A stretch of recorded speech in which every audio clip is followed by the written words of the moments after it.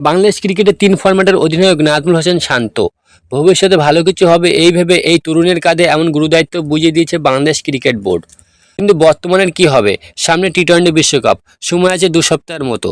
জিম্বাবুয়ের মতো দলের বিপক্ষে অধিনায়ক শান্তর যে পারফরমেন্স তা নিয়ে শেষ মুহূর্তে দুশ্চিন্তায় সমর্থকেরা।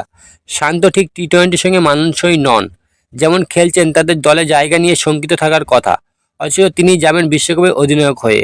শুরুর আগে বিশ্বকাপ নিয়ে হতাশ অনেকেই। অধিনায়ক যদি পারফর্ম না করেন বাকিদের নিয়ে কথা বলার সুযোগ কোথায়? অনেকেই দাবি তুলছেন বিশ্বকাপে যাওয়ার আগে অন্য কাউকে অধিনায়ক করানো হোক। কিন্তু সেই অন্য কেউ কে হবেন? তরুণদের মধ্যে অধিনায়ক হওয়ার মতো সামর্থ্য বা নেতৃত্ব গুণ আছে এমন কেউ আসলে এখন নেই। বাকি থাকলো ২ অভিজ্ঞ খেলোয়াড়, সাকিব আল হাসান ও মোহাম্মদুল্লাহ রিয়াদ।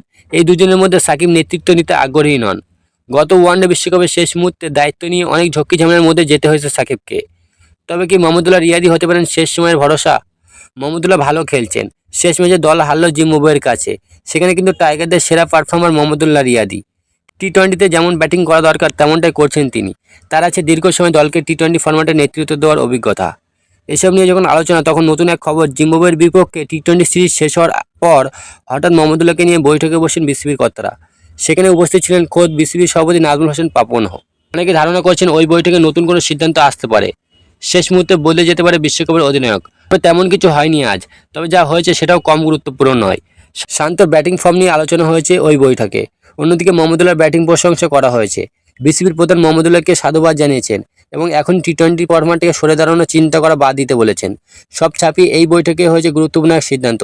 মাঠে অধিনায়ক শান্তকে সহায়তা করবেন মোহাম্মদুল্লাহ রিয়াদ।